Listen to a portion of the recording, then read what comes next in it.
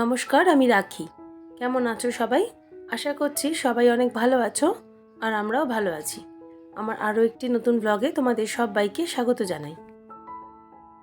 আজ সকালে কিন্তু বেশ বেলা করে ব্লগটা শুরু করছি।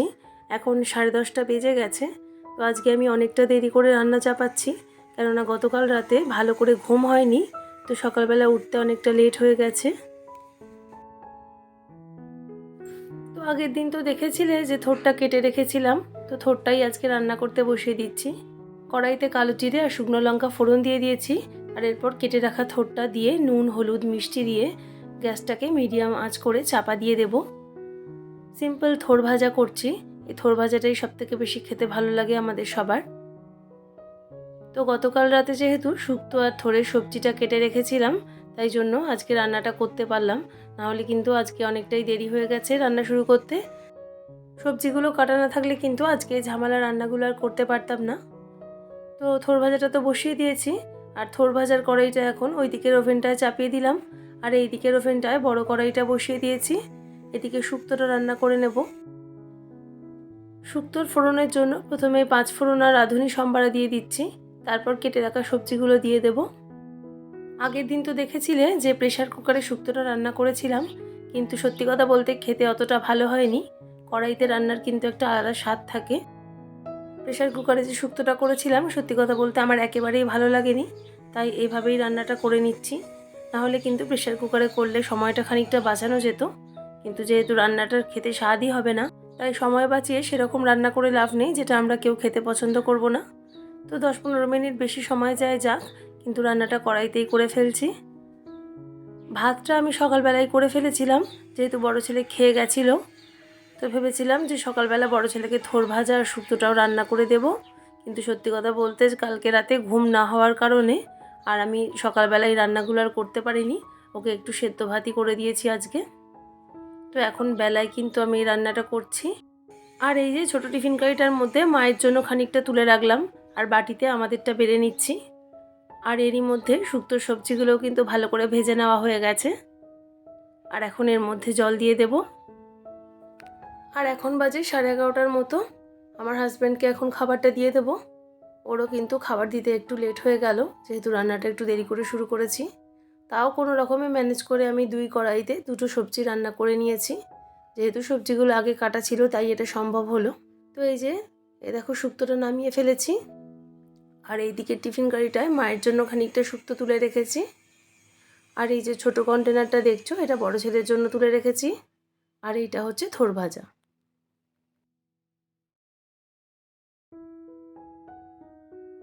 তো আজকে যেহেতু ঘুম থেকে উঠতে দেরি হয়ে গেছে, রান্না দেরি হয়ে গেছে, বাকি সব কাজকর্ম দেরি হয়ে গেছে, আর এক ঝলক তোমাদেরকে ঘর গোছানোটাও দেখিয়ে নিলাম। আর কাজের দিদিও ঘর ঝাড় দিয়ে মুছে দিয়ে গেছে। আর এখন দুপুর 2:30 বাজে। এখন আমি স্নান করে নিয়েছি। এক একদিন আমার এরকম হয় যে দিনগুলোতে ঘুম থেকে উঠতে একটু দেরি হয়ে যায়, সেই দিনগুলোয় কিন্তু খুব রান্না ঘর গোছানো সমস্ত কাজেরই চাপ পড়ে যায়। তো যাই হোক, এখন স্নান টান করে নিয়েছি, আর এখন পুজো দিয়ে দেবো, তারপর খাবার খেয়ে নেব। ছোটো ছেলের খাওয়া দাওয়া হয়ে গেছে। ও তো দুপুরবেলা ঘুমোবে না, এখন টিভি দেখবে। আর ওকে এখন আমি একটু মাজা দিয়েছি, ও সেটা খাচ্ছে। গুড ইভিনিং ফ্রেন্ডস, এখন সন্ধ্যে 6টা বাজে। এখন আবার ফিরে এলাম তোমাদের সাথে। আর এখন সন্ধ্যাবেলায় দুধের প্যাকেট 2টো জাল দিয়ে নিচ্ছি, 2 ছেলেকে দেব। আর দুধটা জাল দিতে বসিয়ে সন্ধ্যাবেলায় যে ঘরের টুকটাক কাজকর্মগুলো থাকে সেগুলোকে সেরে ফেলবো। আজকে যাব একটু বাপের বাড়ি। মার জন্য যে খাবার তুলে রেখেছিলাম সেই খাবারগুলোও নিয়ে যাব।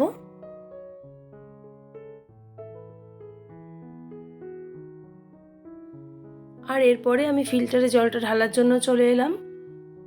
বেশিরভাগ দিন এই কাজটা আমি রাত্রেবেলাই করি, কিন্তু আজকে যেহেতু বেরোবো তাই অত রাতে এসে কাজগুলো করতে আর ভালো লাগবে না। তো এখন ফিল্টারে জল ঢেলে নিয়েছি, আর সব বোতলগুলো ফাঁকা হয়ে পড়ে আছে, সেগুলোকে সব ভরে রাখবো। একটা সংসারে কিন্তু শুধু সকাল থেকে দুপুর অবধি শুধু রান্না বান্না ঘর গোছানো এইটুকুনি কাজ করলেই কিন্তু কাজ শেষ হয়ে যায় না। সকাল থেকে দুপুর অবধি এক ধরনের কাজ করতে হয়, আবার বিকেল থেকে রাত অবধি কিন্তু অন্য রকমের কাজগুলো করতে হয়। যেমন ধরো, সকালে প্রথমে ঘুম থেকে উঠে বাসি ঘরদোর ঝাঁট দেওয়া, দুয়ারে জল দেওয়া, রান্না করা, বাসি জামা কাপড় পরিষ্কার করা, জামা কাপড় কাচা ধোয়া মেলা, ঘর গুছানো, ঘর পরিষ্কার করা, এইগুলো কিন্তু সকালের দিকের কাজ। আর বিকেল থেকে রাতের যে কাজকর্মগুলো থাকে সেগুলো কিন্তু সকালের কাজকর্মের থেকে সম্পূর্ণই আলাদা। তো আজকে আমি মেনলি সেটাই শেয়ার করছি যে আমি বিকাল থেকে রাত পর্যন্ত কি করে থাকি। আর এর সাথে সকালের টুকরো টুকরো কাজকর্ম তোমাদেরকে একটু আগেই দেখিয়ে নিয়েছি। আর এখন তোমাদের সাথে কথা বলতে বলতে ছেলের দুধটা একটু ঠান্ডা করে নিচ্ছি জলে বসিয়ে, যেহেতু দুধটা এইমাত্র জাল দিয়েছি, দুধটা কিন্তু অনেকটাই গরম। আর এখন ছেলেকে দুধটা খেতে দিয়ে দেব। আর ছেলে যতক্ষণে দুধটা খাবে ততক্ষণ কিন্তু আমি বেসিনে জমে থাকা বাসনগুলো মেজে নেব। এটা কিন্তু লক্ষ্য করে আমি দেখেছি, সকালে তাড়াতাড়ি উঠি বা সকালে দেরি করে উঠি, যাই হোক না কেন সংসারের কাজের ফাঁকে কিন্তু বসার সময় একেবারেই পাই না বললেই চলে। আর আমি সত্যি কথা বলতে কাজ ফেলে রেখে বসে থাকতেও পারি না। আমি চেষ্টা করি কত তাড়াতাড়ি সমস্ত কাজগুলো কমপ্লিট করে তবেই একটু রেস্ট নিতে পারবো। আর এই করতে করতে দিনের শেষে দেখা যায় যে কখন রাত্রি 10:30 11টা বেজে গেছে, আর রেস্ট নেওয়ার সময় কিন্তু আর সেভাবে হয়েই ওঠে না। যেমন ধরো সন্ধ্যাবেলার দিকে এই বাসনগুলো পরিষ্কার করে নিচ্ছি, আর এখন কিন্তু আমি ছেলেকে খাবারটাও দিয়ে দিচ্ছি। এরই মাঝখানে কিন্তু ওর খাবারটাও খাওয়া হয়ে যাবে, আর আমি বাসনগুলো ধুয়ে রান্নাঘরটা একটু গুছিয়ে নিতে পারবো। আর এরপর কিন্তু আমি সমস্ত ঘরগুলো একবার করে ঝাঁট দিয়ে দেব।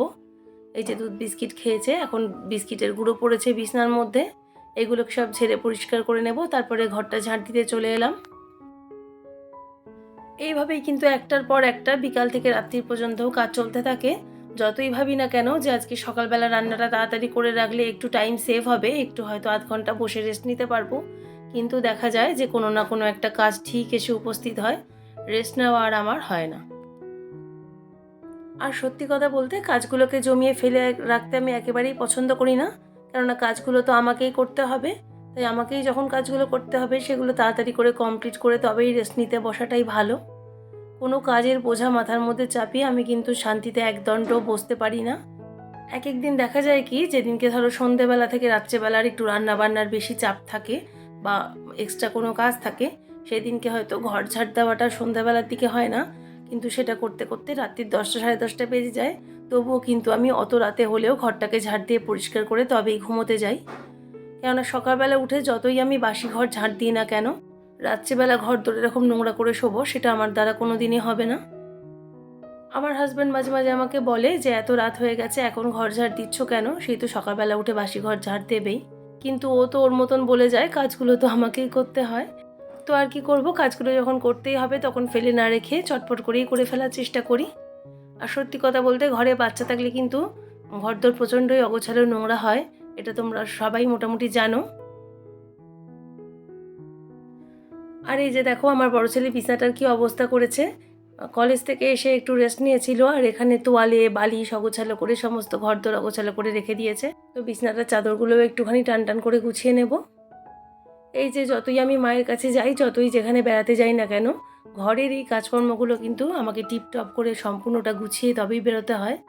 আর ঘরদোর এরকম অগোছালো রেখে আমি কিন্তু কোথাও শান্তিতে গিয়ে দুদণ্ড বসতেও পারবো না।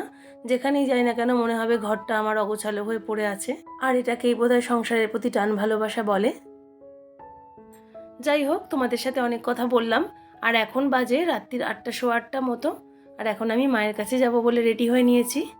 ছোটো ছেলেকে বললাম একা একা জামাটা পরে নিতে, আর আমিও এখন চটপট করে চুলটা বেঁধে নিচ্ছি আর একটুখানি নিজেকে গুছিয়ে নিচ্ছি। তো আমাদের বেরোতে বেরোতে মোটামুটি 8:30 মতো বাজবে। আর আমার বাপের বাড়ি তো আমার বাড়ির একেবারে পাশেই, 2 মিনিটের হাঁটা পথ। কোনো ব্যাপার না, একটু দেরি হলেও কোনো অসুবিধা নেই। আমি যখনই বাপের বাড়ি যাই তখনই কিন্তু এই 8টা 8:30টার আগে আমি কিন্তু কোনো সময় বাড়ি থেকে বেরোতে পারি না। কেননা এই ঘরের যে বিকেল থেকে রাতের যে কাজকর্মগুলো থাকে এইগুলো সব কমপ্লিট করে তবেই কিন্তু আমি বেরোই। আর আজকে তো রাতের রান্নার কোনো ব্যাপার নেই, কেননা মায়ের কাছে যাচ্ছি, মাই কিছু তরকারি বানিয়ে রাখবে। আমার ব্লগগুলি যদি তোমাদের কিছুমাত্র ভালো লেগে থাকে তাহলে প্লিজ একটি লাইক কমেন্টের মাধ্যমে জানিও। আর তোমরা চাইলে আমার চ্যানেলটাকে সাবস্ক্রাইব করে আমার পাশেও থাকতে পারো। আর ছেলের এক সেট জামা আর এক সেট প্যান্ট আমি ব্যাগের মধ্যে গুছিয়ে নেব। আমি যেখানেই যাই না কেন এই এক সেট জামা, এক সেট প্যান্ট আর একটা জ্বরের ওষুধ আর টুকটাক কিছু ওষুধ, এই দরকারি কিছু জিনিসপত্র আমি কিন্তু সবসময় ব্যাগের মধ্যে ক্যারি করি। কেননা বাচ্চা মানুষ, মামার বাড়িতে গিয়ে হয়তো দেখা যাবে জল খেতে গিয়ে জামাটাই ভিজিয়ে ফেললো, তাই কিছু এক্সট্রা প্রোটেকশন আমি সবসময় নিয়ে যাই ব্যাগের মধ্যে। তো বন্ধুরা, আমার ব্যাগটাও গুছিয়ে নেওয়া হয়ে গেছে আর আমরা দুজন তো রেডি হয়েই গেছি। তো এখন তোমাদের সবাইকে টাটা, আমি এখন বেরোচ্ছি মায়ের বাড়ির উদ্দেশ্যে। তো এই যে বন্ধুরা, আমরা আবাসনের নিচে নেমে এসেছি।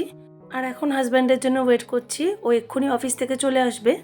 আর এর সাথে সাথে তোমাদের থেকেও আজকে বিদায় নিয়ে নিচ্ছি। আবার ফিরে আসবো নতুন ব্লগ নিয়ে। সবাই খুব ভালো থেকো।